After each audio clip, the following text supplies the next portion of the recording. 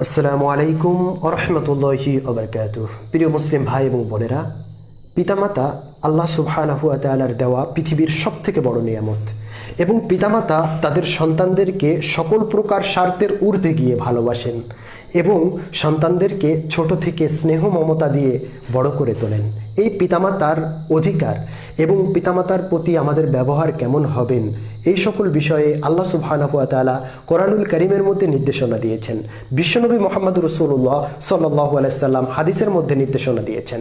রাসূলুল্লাহ সাল্লাল্লাহু আলাইহি সাল্লামের কাছে একবার এক সাহাবী এসে জিজ্ঞাসা করলেন, ইয়া রাসূলুল্লাহ, আমার কাছে সবথেকে বেশি সদাচার পাওয়ার যোগ্য কে?